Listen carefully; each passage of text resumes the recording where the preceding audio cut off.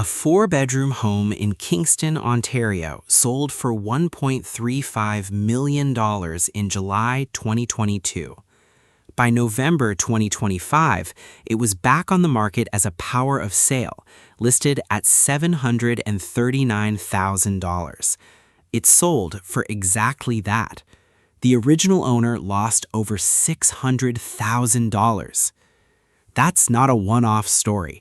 According to Terranet, the private company that manages all property title registrations in Ontario, more than 1 in 3 homes purchased in 2022 and sold in 2025 sold at a loss. And the losses aren't coming from downtown condos. They're coming from detached houses in the suburbs. This is the story of how private lenders, not the big banks, quietly became the biggest force pushing Ontario's suburban housing market into distress. And right now, in June 2026, that pressure is getting worse. Let's start with something most people don't know about how Ontario's housing market actually works. When the Bank of Canada raised interest rates aggressively starting in 2022, a lot of homeowners, especially people who bought at the peak, stopped qualifying for mortgages at the big banks. RBC, TD, Scotiabank, those lenders have strict rules. If your income doesn't line up or your credit took a hit, they say no. So a lot of people ended up turning to private lenders. These are companies, some individuals, some funds called mortgage investment corporations that lend money to riskier borrowers at much higher interest rates. We're talking rates of 10, 12, sometimes 14% per year. The loans are usually short-term, 1 to 2 years, and the whole idea is that the borrower gets their finances in order and then refinances back to a regular bank. That plan made sense when home prices were climbing. It didn't survive what happened next. Here's what the data actually shows.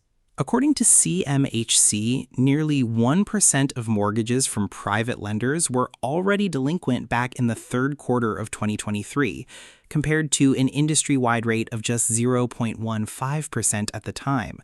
Private lenders were 6 times more likely to be sitting on a bad loan. And research from Toronto-based commercial mortgage brokerage Land Bank Advisors found that roughly 90% of homeowners in the Greater Toronto Area who were forced to sell due to default had taken their mortgages from private lenders, not the big banks. That number is striking. 9 out of 10 forced sales in the GTA, private lender loans. And the number of those forced sales, called power of sale, has been exploding. Terranet found that power of sale transfers across Ontario reached 2,979 in 2025. That's up from 2,123 the year before and fewer than 600 back in 2022, a 415% increase in 3 years. Active power of sale listings in the Greater Toronto Area rose 59% year over year by September 2025, reaching 228 active listings. Now, here's where it gets into the suburbs specifically, because this isn't just a downtown Toronto story. According to the data, Peel region, that's Mississauga, Brampton, and Caledon, accounts for 9% of all power of sale transfers across the entire province. Simcoe County accounts for 6%. The suburban 905 markets, the ring of cities around Toronto, are being hit disproportionately hard, particularly among detached homes bought at the 2022 peak prices. The Terranet report shows that in Peel region, nearly 30% of homes sold in 2025 sold at a loss.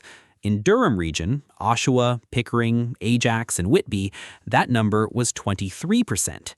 And the price drops are real. Mississauga home prices are down 7.6% year over year as of March 2026. Brampton is down 6.5%. Hamilton is down 8.6%. Vaughan is down 6%.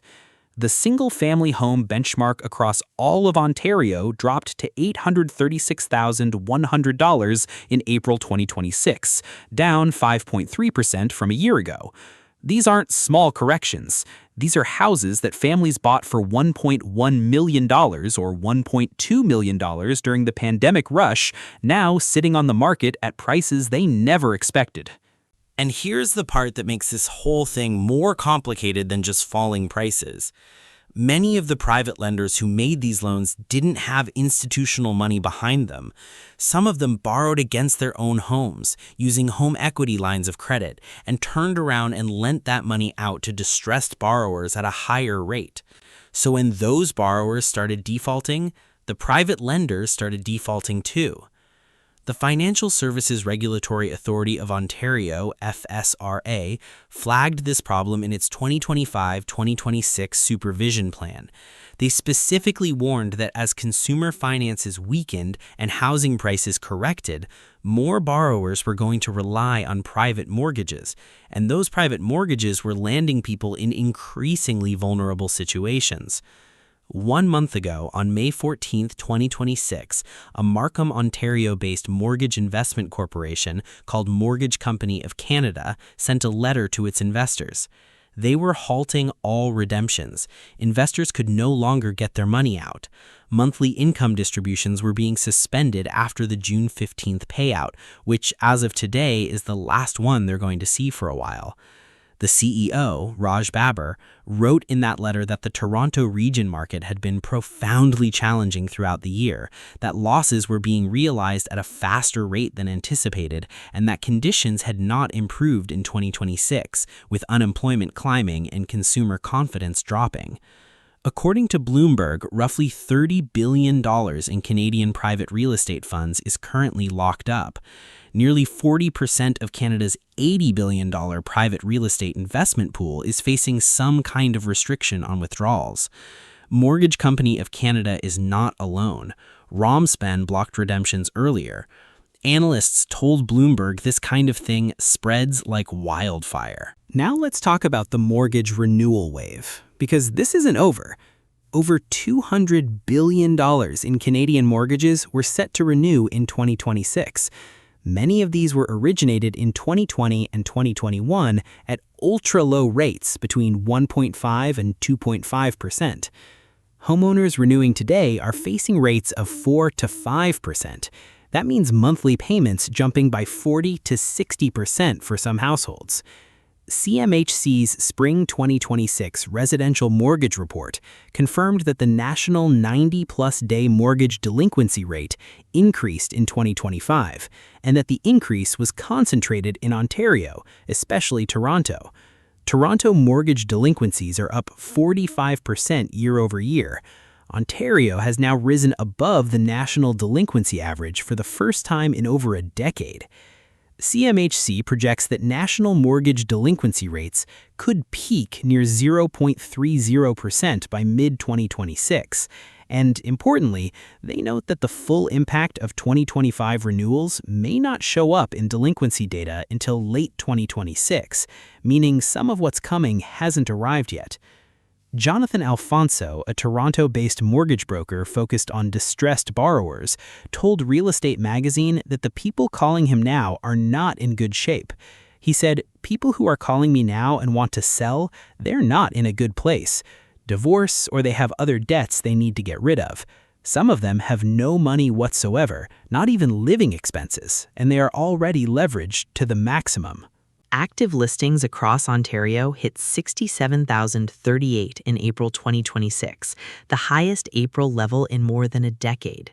Sales came in at 14,927 units in April, which sounds okay until you realize that's still 13.2% below the 5-year average and 23.3% below the 10-year average. The province accounts for 43% of all unemployed Canadians. Ontario's unemployment rate is sitting at 7.6%. Population growth has stalled, with non-permanent residents leaving faster than arrivals are coming in. Karan Malhotra, a data manager at Terranet, put it plainly in a recent interview. "The factors are not dying down. I think it's more doubling up now. It will get more expensive to survive from a household and funds management perspective in 2026.